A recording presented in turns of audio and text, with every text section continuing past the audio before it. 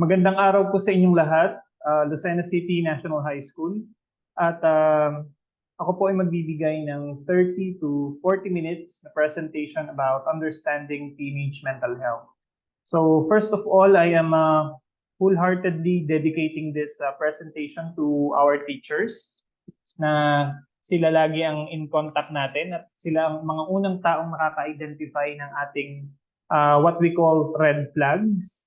And most especially to our students and to the assigned counselors and to the guidance counselors of your organization. So when we talk about understanding teenage mental health, hindi ito naiiba sa mga mental health issues kahit dun sa mga edad namin. Because the only difference would be how you process your experiences at your own age. Dahil mababanggit ko rin po ito during the span of my presentation na lagi po ninyong tatandaan na lahat po ng ating mga experiences, lalong-lalo na yung mga negative experiences, ito po ay kusang naghihilom. Dahil ang ating pong utak, ang ating personality, ay may kakayahang maintindihan ng mga ganitong bagay na kanyang pinagdadaanan.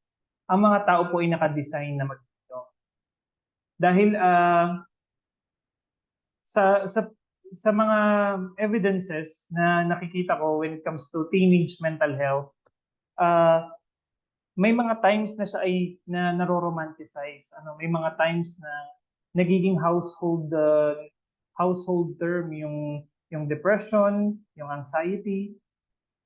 But in reality, before you would say that you have a depression or anxiety, it has to be clinically diagnosed.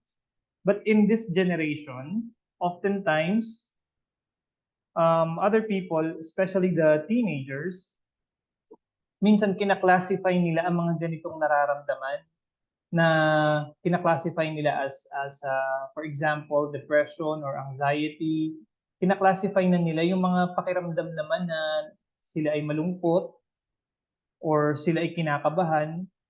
And para sabihin ko po sa inyo, itong mga bagay pong ito ay normal lamang. Dahil ito po ay reaksyon ng ating emosyon, lalong-lalo na sa mga bagong experiences.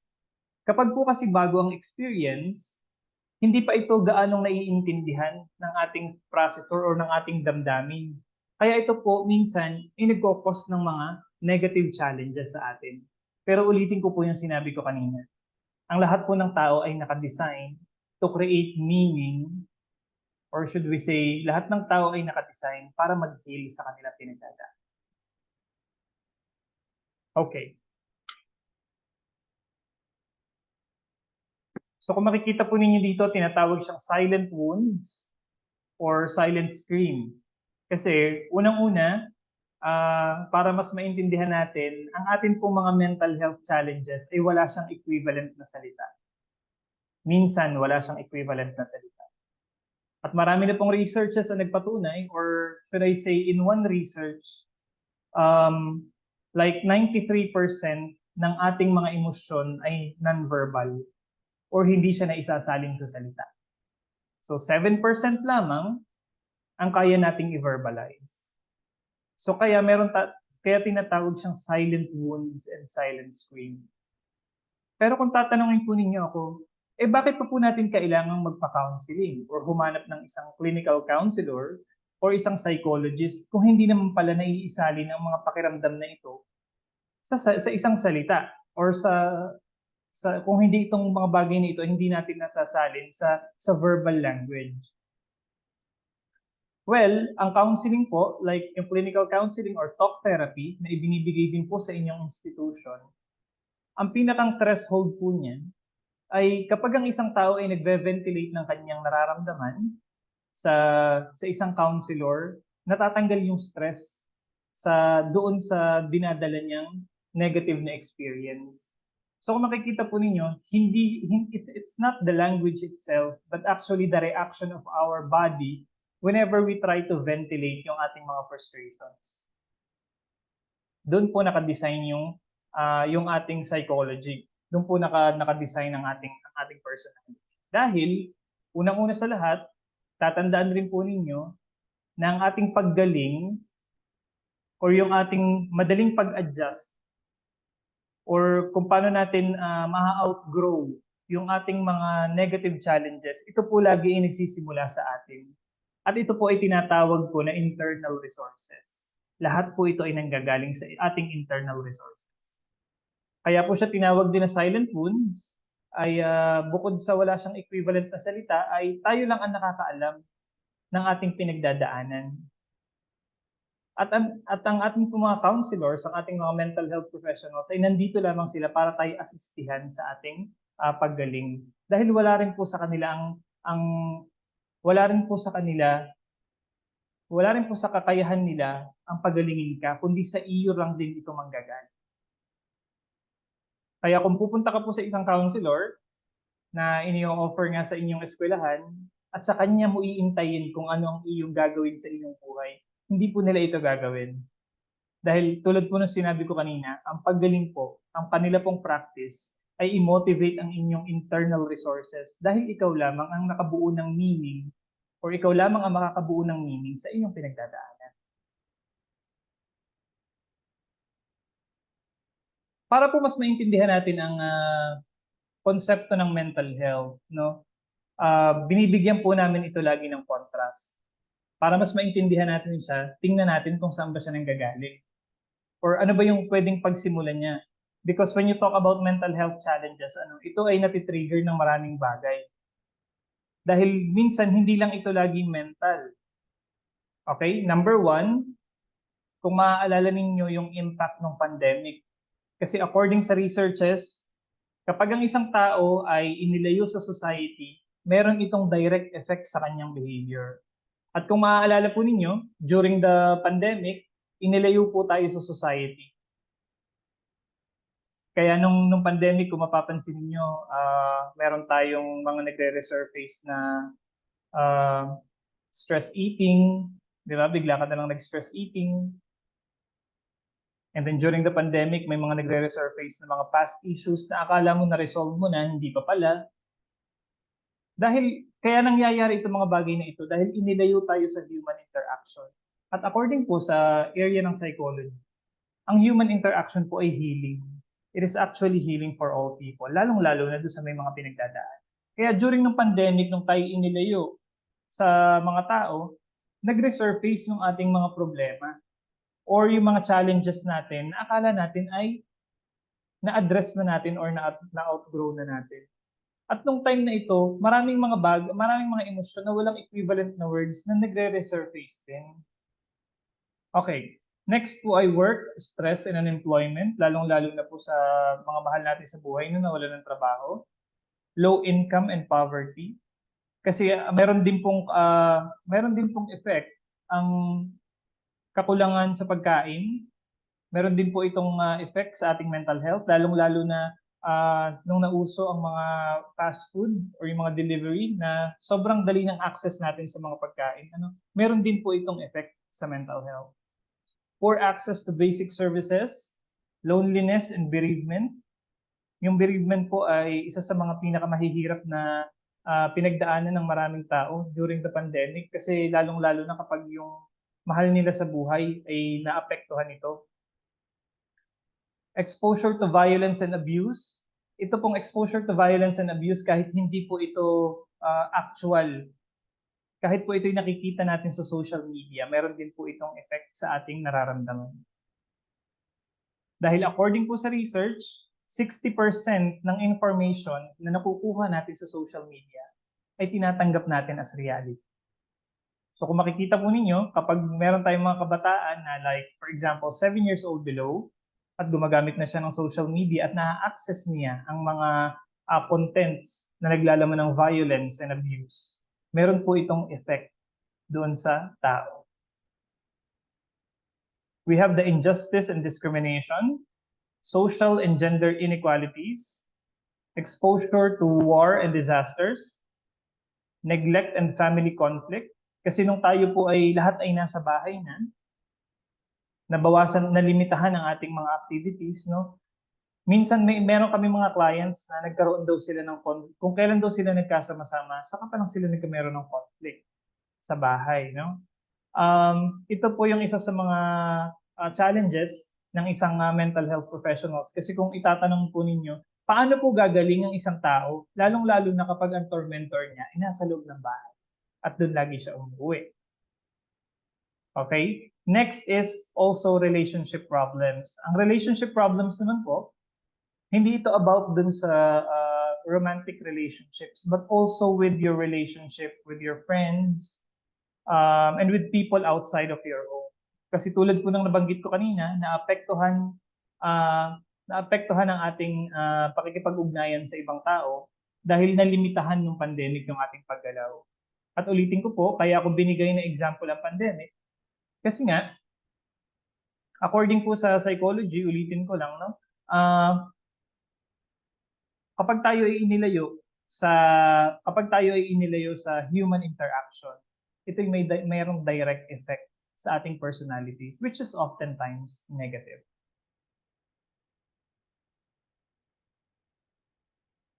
So kung tatanungin ko po kayo ngayon, ito po bang mga emosyon na ito ay normal? Ang sagot po dito ay opo. Normal po ang lahat ng mga bagay na nabanggit natin kanina. Pero kung tatanungin po ninyo ako, tuwing kailan lang po ba siya magiging abnormal or deviant? Magiging lamang po siyang isang mental health challenge kapag naaapektuhan na nito ang ating normal functioning as an individual. At ano po itong mga bagay na ito? For example, naka-encounter ka ng relationship problems at ang naging direct effect nito sa iyong being or sa iyong personality is, halimbawa, natutulog ka na for 12 hours or more. So, ibig sabihin, this is a clear red flag. Another example, if you have stress eating, actually, it's a red flag because from the word stress alone, bakit ang isang tao ba ay nag-stress eating? Or bakit ba ang tao ay merong addiction sa comfort food? It can be basic because the person needs comfort. So kung makikita po ninyo, itong mga behavioral manifestations na ito, nagmumula siya sa isang kwento na hindi na-process ng isang tao. So ulitin ko po, yung mga emosyon na nabanggit ko kanina ay normal at nagiging lamang po siyang abnormal kapag naaapektuhan na nito ang ating normal functioning bilang isang tao. Kapag sa school po natin, we have the bullying cases. Kapag ang isang estudyante po ay laging late, kapag ang estudyante ay pumapasok ng laging nakatulala sa klase, ito po probably pwede nating i-consider as red flags. Kaya kung makikita ninyo sa guidance office, kapag ang estudyante ay laging late, or kapag merong cases ng bullying, tapos dumediretso sa guidance office, hindi dahil siya ay para-parusahan. Kung hindi, probably, ito ay behavioral manifestations ng kanyang mga pinagdadaanan or nararamdaman. Dahil bakit siya magma-manifest ng mga ganitong bagay? Ulitin ko yung sinabi ko kanina, na hindi lahat ng ating nararamdaman ay merong equivalent na salita. At ito ay nagma-manifest lamang sa non-verbal behaviors.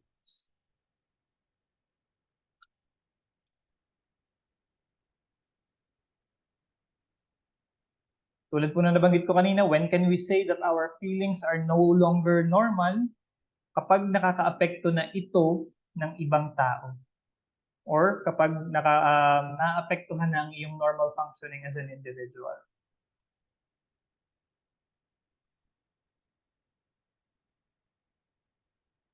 I have here a collection of literatures na somehow mag-explain kung ano ba ang issues ng mental health challenges. No? So, it could be a spiritual discourse, which is caused by spirits, according to Gingrich and Tan. Siguro no, 'di ba nakikinig natin sa generation na ito ang struggle ng mga digital natives doon sa mga pinanganak or sa mga magulang nila or sa mga taong mas nakakatanda sa kanila. Laging sinasabi sa kanila na kaya ka nagkakaganyan kasi hindi ka nagdadasal. No? Well, pwede natin yung i-disregard or pwede natin yung pwede nating i-cancel yung ganong idea. Pero kasi according sa researches, no, marami ng research na nagpatunay na kapag ang isang tao ay may isang type ng spiritual practice, ang tendency ng kanyang utak ay makaperceive ng hope or pag-asa. At ang hope at ang pag-asa ay napaprocess lamang ng isang taong merong healthy mindset. At kapag hindi mo ito napaprocess, ibig sabihin ikaw yung taong nangangailangan ng hope. So there is a wisdom behind our elders telling us to somehow seek hope into things that, sometimes cannot be seen. Kasi spiritual practices according sa researches ay nakaka-induce ito ng hope sa isang tao. It could be a relationship discourse according kay Thompson. Dahil tulad nga po na nabanggit ko kanina, kapag tayo ay inilayo, lalong-lalo na sa mga taong mahahalaga sa atin, or kahit sa human interaction, ito ay merong direct effect sa ating personality, which can be negative. It could be a moral discourse or a weakness in character.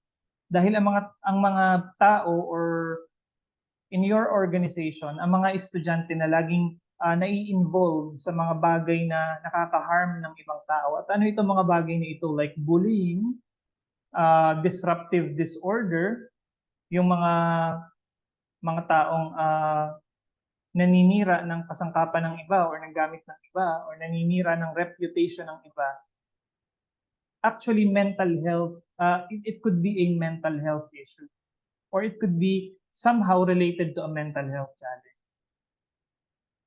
Because, yun nga po, ang mga tao na nakaka-perceive ng konsepto ng moral ay ito lamang yung mga tao na mayroong healthy mindset. At kapag hindi nila na-perceive yung konsepto na hindi nila kayang mag-adjust sa morality ng isang education, sa isang organization, or hindi nila kayang magawang mag-fit in, ito po ay pwede nating i-consider na red flag. Kasi ito po ay behavioral manifestations ng isang mental health challenge. And last, it could be a biomedical discourse. Kaya po napaka-importante ng referral. Dahil hindi po lahat nadadala ng talk therapy or ng counseling or ng pakikipag-usap. Dahil meron pong mga cases, lalong-lalo na example sa mga babae, kung mararanasan ninyo, di ba, meron kayo mga times na you have hormonal changes. So when you have hormonal changes, nagbabago rin ang inyong mga emosyon. At pag nagbago ang emosyon, pwede nitong maapektuhan yung pakikitungo ninyo sa ibang tao. So mental health could also be a biomedical discourse. Kaya napaka-importante ng referral. Dahil hindi lahat ay nagagawa ng paraan na merong limitasyon ang counseling at talk therapy. Minsan naman, kung ang tanong mo ay paano po pag ang case niya ay bullying? Ito ay nire-refer na natin sa mga psychologists. Kasi it is a moral discourse. Kapag ang isang tao ay, yun nga, nakaka-harm na siya ng ibang tao, di ba? Kailangan naman niya ng behavior therapy. Paano po kapag ang nararamdaman lamang ng isang taong ito ay meron lamang siyang distorted thoughts? Doon po pumapasok ang counseling. Kasi kailangan lamang nitong taong to na may magva-validate ng kanyang nararamdaman. At pag nagawa na po yung pag-uusap, bumababa ang stress levels ng tao. At lumilinaw na yung kanyang isip patungo sa dapat niyang gawin sa kanyang pinagdadaan.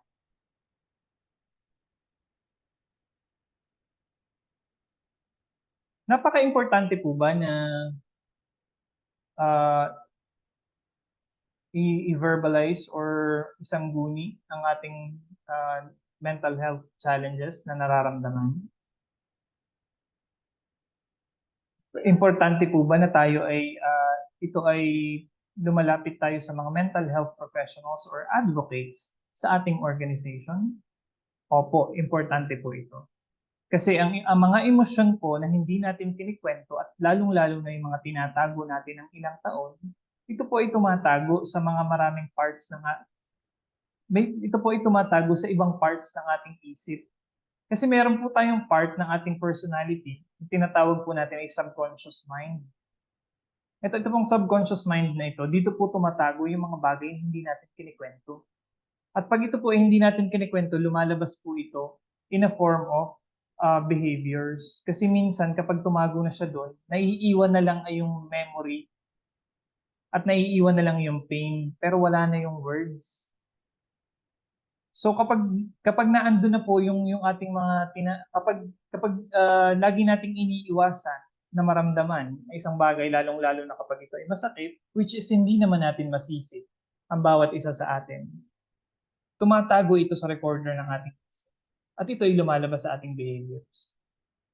Kaya napaka-importante na yung ating mga pinagdadaanan ay ating kinikwento para ma-verbalize natin ito at para matanggal yung stress na nakabalot dito sa kwentong ito. Kasi sa madaling salita, kaya pinakita ko po itong picture na ito. Kung tatanungin po ninyo, Sir, ano ba ang mental health challenges? For example, ano ba ang depression or ano ba ang anxiety? Itong dalawang ito, na binigay kong example, pwede siyang sabihin natin na katulad nitong picture na ito, pwedeng sila ay ang hindi pagkakaintindihan ng puso at ng isip. At dito nagmumula ang mental health challenges. So kung sasabihin ninyo na, maaalala ko po yung pain, doon kasi nakadesign ang ating personality para i-process yung ating mga pinagdadaanan. Dahil ang healing natin ay nanggagaling doon sa wisdom kapag siya ay nag-heal na, your brain will produce the lesson behind the trauma or behind what caused the depression. At pag nag-produce na siya ng meaning out of that, magkakameron ka ng eureka moment or yung tinatawag nating insight. At ang insight actually has no equivalent words also. At pag ito yung naramdaman mo na, ibig sabihin, nag-heal na yung iyong mga pinagdadaan. Ibig sabihin, magaan na siya sa iyong buhay.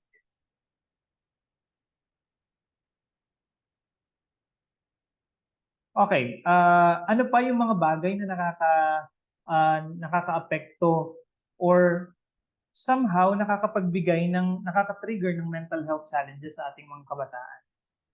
Isinama ko dito yung Facebook at Instagram kasi according kay Turk, people redefine themselves in social media. Like for example, you appear different in social media and then you appear different in real life. Kasi nakikita natin sa trends ng mga kabataan ngayon, mas uh, parang nagkameron ng trend na maraming kabataan ngayon na mas gusto nila yung maging sikat kaysa magkameron ng isang bagay na fulfilling. Ang ibig ko pong sabihin, mas ginugusto nila yung maraming nagla-like sa kanila kasi doon sila nakakakuha ng social validation compared sa gumagawa sila ng isang bagay na nakakapag-fulfill sa kanilang sarili. Merong isang estudyante na nagtanong sa akin, Sir, paano po ba natin ma-develop ang self-esteem? Because when you talk about self-esteem, it is greatly connected to mental health. At ang naisagot ko doon sa estudyante, actually, in my own point of view, one of the best reasons that can be an aid or to aid insecurity is to pursue a certain passion. Because passion is really fulfilling. And when you talk about passion, you are the only person who has that kind of passion. Not all people has that. At ito yung isang bagay that will separate you from the group or from the other people. Because when you do your passion, kung saan mo ginagawa yung isang bagay na magaling ka, naandun ang iyong kasiyahan. At itong bagay na ito, pag ito'y ginawa mo, minsan, hindi ito nangangailangan ng social validation. So kung pipili tayo, ano ba ang pipiliin natin? Maging sikat sa social media or magkaroon ng isang passion na makakapag-fulfill sa atin? At ito yung nakikita nating trends sa social media kasi merong mga tao na bakit ang sikat-sikat na nila tapos ang yaman-yaman pa nila but they usually commit self-harm. At bakit sila nagkakameron pa rin ng depression? Probably medyo hindi nila pinupuntahan yung mga bagay na much more fulfilling because probably din pinuntahan nila yung bagay na mas pinili nila yung bagay na sila ay magiging sikat kaysa doon sa mga gawain na mas makakapag-fulfill sa kanila.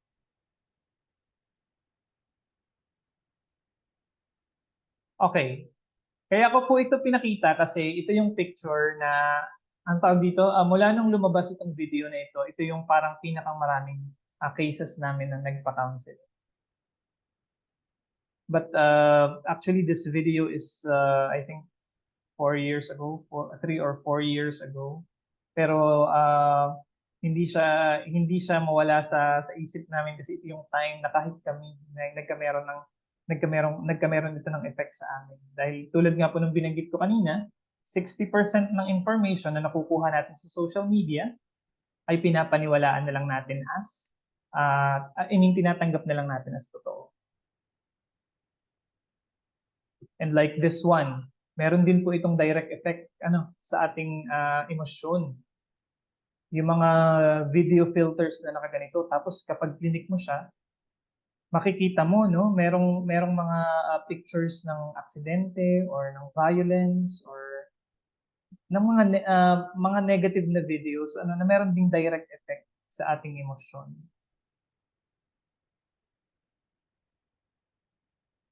So ulit po na sinabi ko, over-reliance on the use of technology has an effect on how we think and how we feel.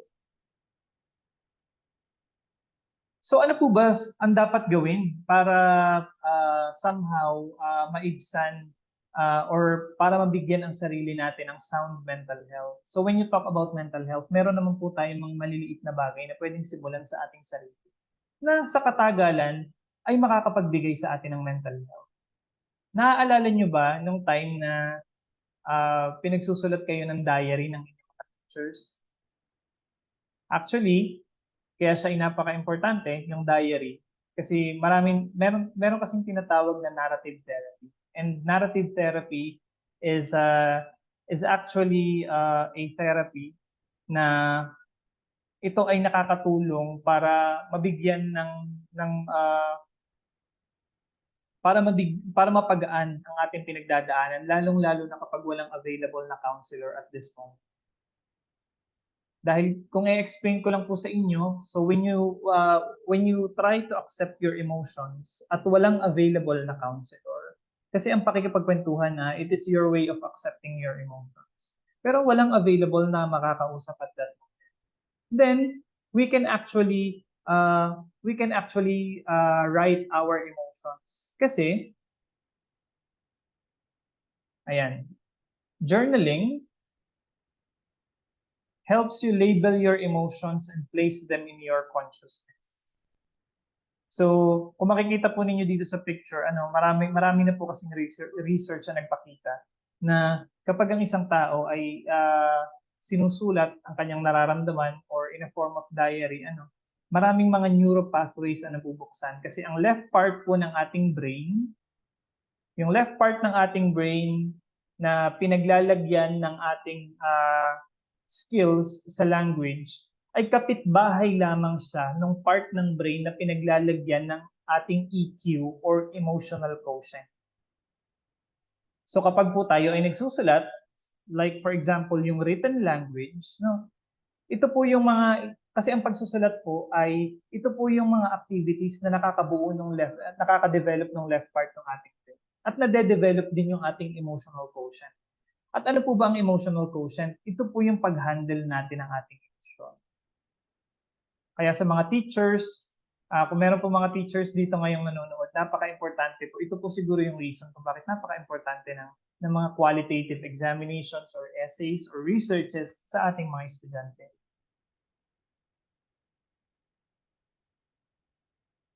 Okay, this is a picture of an iceberg. Meron siyang tatlong part. Meron siyang yung nasa ibabaw, the conscious, and the unconscious yung nasa ilalim.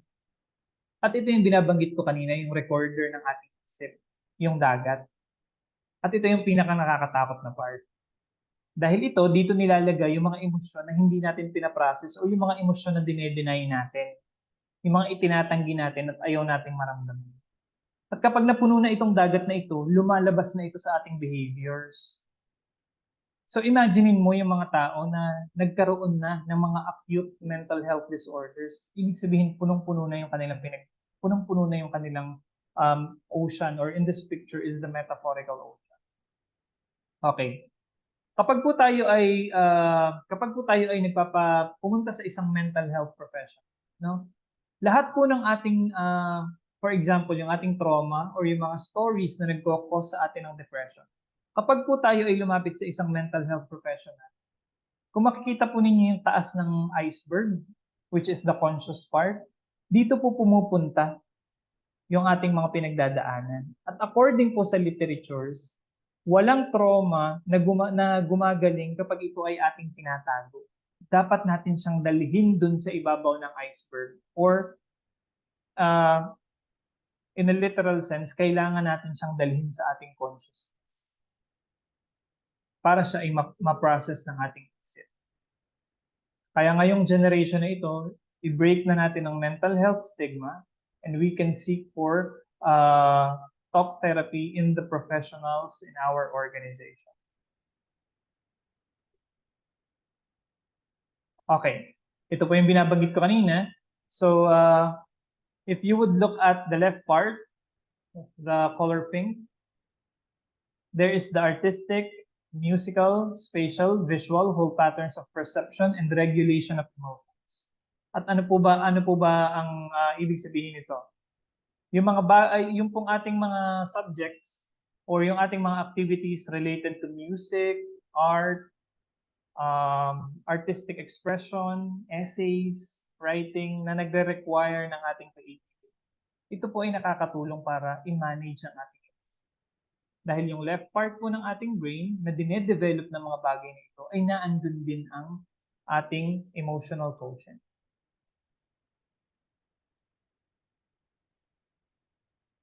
And also, people with meaningful habits can also cope with difficult life circumstances. So ipapaalala ko po sa inyo na instead of going out for people, instead of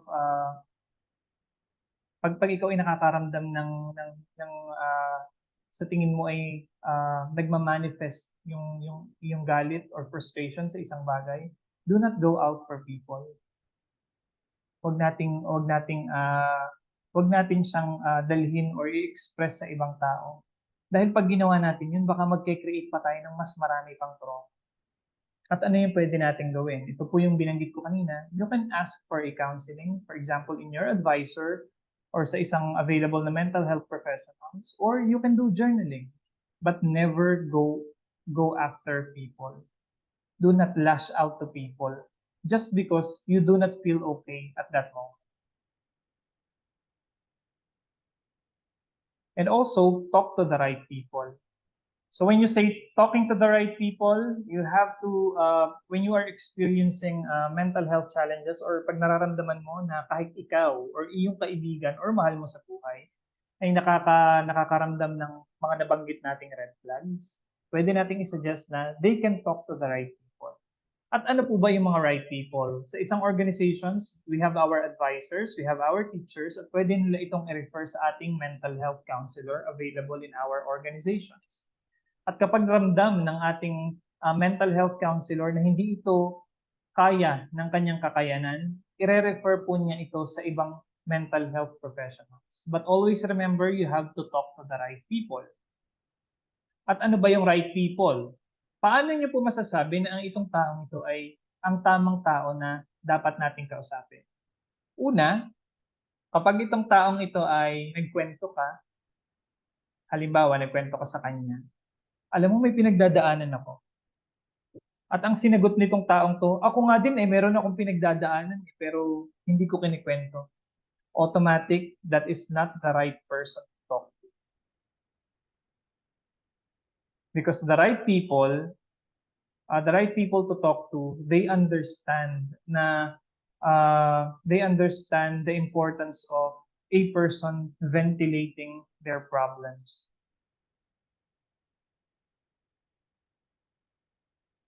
And also, you have to watch your self-talk. Kasi according dito sa book na ito, which is also my reference in this presentation, When you self-talk, for example, alam ano ba yung activity natin, nakaka-depress naman. Ano ba yan, na-anxious na ako pag nakikita ko yung ating teacher or yung ating kaklase. Kapag ito'y lagi nating bine-verbalize sa ating sarili, nagiging siyang somehow perceived reality. Because in our brain, there is a commander neurons. Merong nagko-command ng neuron sa ating brain at kino-command niya yung ibang cells ng ating katawan. At ang tawag dito sa commander neurons na ito ay the mirror neurons. So kapag lagi nating bine-verbalize sa mga negative, maaari din itong lumabas sa ating behaviors. And also, we have to increase our protective factors. Dahil according din sa research, maraming mga tao na kapag buo ang samahan nila sa loob ng bahay, kapag tapos lumabas na siya sa labas ng bahay, mas nagiging siyang resilient sa negative experiences. At itong taong ito ay mas madali siyang makakope sa trauma, sa bullying, or sa mga negative experiences. Kasi meron siyang safe na environment pagdating sa bahay. Also, physical activity, connecting with others, and strengthening family ties, and deeply embracing a form of spirituality is helpful in coping during times na nakaka-encounter tayo ng mga negative na experiences. So kung sa tingin mo, sa iyong bahay ay hindi safe, no? Kapag sa tingin mo sa bahay mo ay hindi ka nakakaramdam ng safety, actually, marami tayong mga ahensya na pwede kang lapitan. Dahil una, tulad po ng nabanggit ko, kapag ang isang tao ay merong mental health challenge at kahit ilang beses na siyang magpa-therapy, baka hindi pa siya gumaling. Bakit? Kasi nasa loob ng bahay ang kanyang tormentor. Meron kasing mga tao na nag-heal sila kapag lumayo sila sa kanilang mga stressors. And also, know when you need help. Yung mga nabanggit ko po kaninang mga mental health challenges, kapag sila ay naramdaman mo na kahit sa iyong sarili or sa ibang tao, dapat alam mo na itong mga bagay na ito ay nangangailangan na ng tulong. Dahil ito ay mga behavioral manifestations ng mga bagay na naipon na sa ating isipan.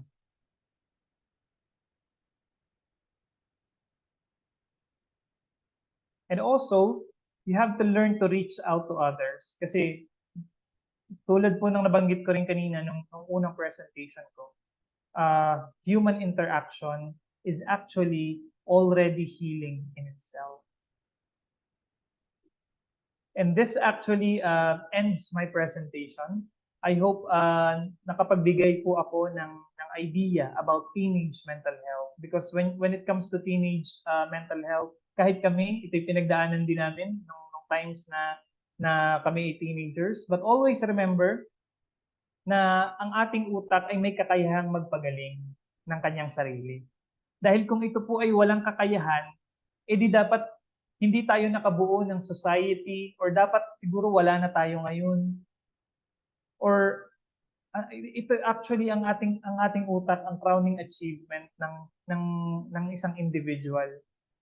At kaya kapag tayo ay nakakaramdam ng mga mental health challenges, no, meron siyang kusang kakayanan na magpagaling ng kanya. At ano lamang kailangan mong gawin? Kailangan mo lamang itong i-open. So maraming salamat po sa inyong lahat and good day.